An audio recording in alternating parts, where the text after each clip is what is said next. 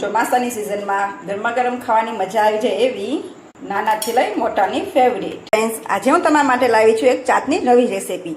આ રેસીપી તમે ક્યારેય ટ્રાય પણ નહીં કરી હોય અને વિચાર્યું પણ નહીં હોય કે આ વસ્તુમાંથી પણ આવી ચાટ બનીને તૈયાર થઈ શકે છે. ફ્રેન્ડ્સ, આજે આપણે બનાવીશું એકદમ ચટપટી અને સ્પાઇસી એવી ટીકી ચાટ, એ પણ વધેલા ભાતમાંથી. ખૂબ જ ઓછી મહેનત સાથે અને ફટાફટ બનીને તો તૈયાર પણ થઈ જશે. અને સ્વાદ તો એવો કે ઘરના નાનાથી લઈ બધાને જરૂરથી ભાવશે અને બધાની ફેવરિટ બની જશે. તો ફ્રેન્ડ્સ, ચાલો આજની રેસીપી શરૂ કરીશું. તો ફ્રેન્ડ્સ, આજનો નાસ્તો બનાવવા માટે આપણે બપોરના વધેલા ભાત લેશું. તો અહીં મારે 1 વાટકા જેટલા ભાત વધેલા હતા, તો મેં લીધા છે. અહીં તમે કોઈ પણ ભાત લઈ શકો છો. તો હવે આપણે એક વાસણ લેશું, તેમાં બધા ભાત એડ કરી દઈશું. ફ્રેન્ડ્સ, પછી આપણે એડ કરીશું બાફેલા બટેટા. તો મેં અહીં મોટી સાઇઝના 2 બટેટા લીધા હતા, તેને પહેલેથી બાફીને રાખ્યા હતા. ફ્રેન્ડ્સ, હવે આપણે નાસ્તામાં એડ કરવા માટે થોડાક વેજીટેબલ્સ લીધા છે. તો તેમાં મેં લીધું છે ખમણેલું ગાજર, ઝીણું સમારેલું ટમેટું, ફ્રોઝન કરેલા વટાણા. અત્યારે જો તમારી પાસે હોય તો તમારે એડ કરવા, બાકી તમે તેને સ્કીપ પણ કરી શકો છો. પછી આપણે લીધી છે ઝીણી સમારેલી ડુંગળી અને લીલા મરચાં. તો આ બધું આપણે પહેલાં એડ કરી દઈશું. અહીંયા વટાણા છે તે ઓપ્શનલ છે. નાના સિવાય જો તમે બીજા શાકભાજી એડ કરવા હોય તો પણ તમે કરી શકો છો. પછી આપણે તેમાં એડ કરીશું 1 ચમચી આદુ અને મરચાંની પેસ્ટ. હવે આપણે એમાં રેગ્યુલર મસાલા કરી લઈશું. તેમાં લઈશું અડધી ચમચી હળદર પાવડર, અડધી ચમચી ધાણા જીરું પાવડર, પછી આપણે લઈશું અડધી ચમચી લાલ મરચું પાવડર, પછી એડ કરીશું અડધી ચમચી ચાટ મસાલો. ફ્રેન્ડ્સ, આ હોમમેડ ચાટ મસાલો છે. જો તમારે ચાટ મસાલાની રેસીપી જોઈ હોય તો તમે મારી ચેનલ પર જઈને જોઈ શકો છો. પછી આપણે લેશું અડધી ચમચી આમચૂર પાવડર. જો તમારી પાસે હોય તો તમારે એડ ના હોય તો તમે તેને સ્કીપ પણ કરી શકો છો. પછી આપણે તેમાં 1 વાટકી ભરીને બ્રેડ ક્રમ્સ લેશું. ફ્રેન્ડ્સ, જો તમારી પાસે ના હોય તો તમે તેને સ્કીપ પણ કરી શકો છો અને તેની જગ્યાએ તમે ચણાનો લોટ અથવા ચોખાનો લોટ પણ એડ કરી શકો છો. પછી આપણે એડ કરીશું 1 ચમચી ખાંડ અને પછી આપણે અડધા ફાડા લીંબુનો રસ એડ કરી દઈશું. અને ફ્રેન્ડ્સ, છેલ્લે આપણે નમક એડ કરીશું. નમક તમે તમારા સ્વાદ અનુસાર વધુ ઓછું કરી શકો છો. મેં અહીં જ્યારે ભાત બનાવ્યા હતા ત્યારે થોડું નમક એડ કરેલું હતું, એટલે એ પ્રમાણે બધું નમક એડ કરું છું. તમે જો ભાતમાં નમક ના એડ કરતા હોય તો તમારે થોડું વધુ એડ કરવું. તો બધું આપણે હાથેથી સરસ એવું પહેલાં મસળી લેશું. ફ્રેન્ડ્સ, ઘણીવાર એવું થતું હોય છે કે ભાત ઘરમાં વધતા હોય છે, તો આપણે એમ થતું હોય છે કે તેનું શું કરવું. બહુ આપણે ભાતને વઘારીએ છીએ અથવા તો ફ્રાઈડ રાઈસ બનાવીએ છીએ. પણ આવી રીતના ક્યાંક તમે જો નવીન ટ્રાય કરીને આપશો ને તો તમારા બાળકોને ખૂબ જ પસંદ આવશે. અને આ નાસ્તો આપણે તૈયાર કરીશું ને તે તમારા બાળકોને લંચ બોક્સમાં પણ આપી શકશો.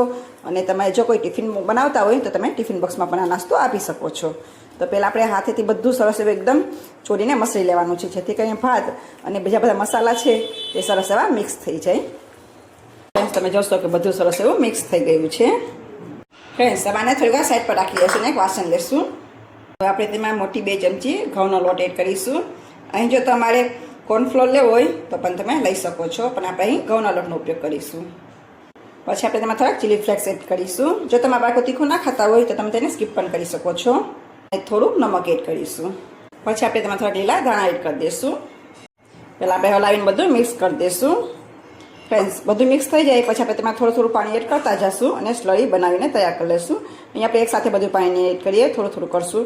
જો એકસાથે બધું પાણી એડ કરશું ને તો તેમાં ગાંઠા પડી જશે, એટલે થોડું થોડું એડ કરતા જઈશું અને સ્લરી બનાવીને તૈયાર કરી લઈશું. તો ફ્રેન્ડ્સ, આપણી સ્લરી બનીને તૈયાર છે. આ સ્લરી આપણે રીતના સાવ પતલી રાખવાની છે, ઘાટી નથી રાખવાની. એ વાતનું તમારે ખાસ ધ્યાન રાખવાનું છે. જો થોડીક જાડી થઈ ગઈ હોય એટલે કે ઘાટી થઈ ગઈ હોય તો તમારે થોડુંક પાણી એડ કરી દેવું. તો આને આપણે થોડીક વાર પાછું સાઈડ પર રાખી દઈશું અને પાછું આપણે મિશ્રણ લઈ લઈશું. સર આપણે થોડાક તેલવાળા હાથ કરી લઈશું, પછી થોડુંક મિશ્રણ હાથમાં લઈ લઈશું. એ તમારે જેવો નાસ્તો બનાવો એ પ્રમાણે મિશ્રણ લેવાનું છે. તો પહેલાં આપણે થોડો રાઉન્ડ શેપ કરી લઈશું, એટલે કે બોલ્સ વાળી લઈશું. આ રીતના બોલ્સ વળી જાય પછી આપણે હથેળીની મદદથી તેને ટીકી શેપ આપી દઈશું, આ રીતની. તો આ રીતના આપણે ટીકી બનાવીને તૈયાર કરી લઈશું. એ તમે જેવી સાઇઝની ટીકી બનાવી એવી સાઇઝની તમે બનાવી શકો છો. તો આપણે મીડિયમ સાઇઝની ટીકી બનાવી છે. તો હવે ટીકી બનીને આપણે એક ડીશમાં રાખતા જશું. ફ્રેન્ડ્સ, અમારા ઘરમાં જ્યારે પણ ભાત વધે છે ને ત્યારે બધા આ ટીકી બનાવવાનું જ કહે છે. હવે કોઈ વઘારેલા ભાત તો ખાતું જ નથી. આ ટીકી એકદમ ખાવામાં એકદમ સ્વાદિષ્ટ લાગશે અને બનાવી પણ સાવ સહેલી છે. તો આવી રીતે આપણે બધી ટીકી બનાવીને તૈયાર કરી લઈશું. ફ્રેન્ડ્સ, તમે જોશો કે આપણી ટીકી બનીને તૈયાર છે. તો હવે ફરી પાછી આપણે સ્લરી લઈશું. આપણે ફરી પાછી એકવાર હલાવી લઈશું, કેમ કે અહીં આપણે ઘઉંનો લોટ એડ કરેલો છે, તો ઘઉંનો લોટ નીચે બેસી જશે અને ઉપર પાણી જેવું થઈ જશે. તમે જોશો કે સ્લરી આપણી સરસ એવી થઈ ગઈ છે. તો ફ્રેન્ડ્સ હવે આપણે ટીકી લેશું તે સ્લરીમાં ડીપ કરી દઈશું. પછી સ્લરીથી આપણે તેને કોટ કરી લઈશું આ રીતે. પછી કાંટા ચમચીની મદદથી ચમચીની મદદથી તમે આ રીતે આપણે લઈ લઈશું ને તરત જ આપણે તેને ફ્રાય કરી લઈશું. ફ્રેન્ડ્સ મેં પહેલે તેલ ગરમ થવા રાખી દીધું હતું તો તેલ આપણું સરસ એવું ગરમ થઈ ગયું છે. તો આપણે તેમાં નાસ્તાને એડ કરી દઈશું. આ નાસ્તો તમે જ્યારે પણ એડ કરો ને ત્યારે ગેસની ફ્લેમ તમારે મીડિયમ રાખવાની છે, હાઈ નથી રાખવાની. જો તમે હાઈ રાખશો ને તો તમારો નાસ્તો ઉપરથી તરત બળવા લાગશે. તેલ પણ આપણું મીડિયમ ગરમ હોવું જોઈએ. તો એક સાથે આપણે જેટલો નાસ્તો સમાશે તેટલો આપણે એડ કરી દઈશું. જેટલો નાસ્તો સમાન રીતે એડ કર્યો છે. પછી આપણે તેને પલટાવાની જરા પણ ઉતાવળ નથી કરવાની. હવે થોડીક વાર આપણે રહેવા દઈશું. નીચેથી ક્રિસ્પી થાય પછી આપણે તેને પલટાવીશું. ફ્રેન્ડ્સ 2 મિનિટ જેવું થઈ ગયું છે ને પણ નાસ્તો પણ નીચેથી સરસ ક્રિસ્પી થઈ ગયો છે. તમારો નાસ્તો ક્રિસ્પી થશે નીચેથી એટલે તરત આમ પલટી જશે. તમે જોઈ શકશો. તો આ રીતના બધા નાસ્તાને આપણે પહેલાં ધીમેથી પલટાવી દઈશું. જો ઉતાવળ નથી કરવાની ફ્રેન્ડ્સ, કે અહીંયા આપણે તેલ છે તો છાંટા પણ ઉડી શકે છે. તો આપણે તેને નિરાંતેથી પલટાવીશું અને ગેસની ફ્લેમ આપણે મીડિયમ જ રાખીશું.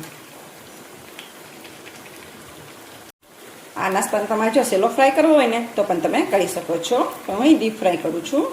આપણો નાસ્તો બંને બાજુથી ક્રિસ્પી થાય ત્યાં સુધી આપણે તેને રહેવા દઈશું. આપણો નાસ્તો બંને બાજુથી ક્રિસ્પી થઈ ગયો છે તો આપણે તેને કાઢી લઈશું.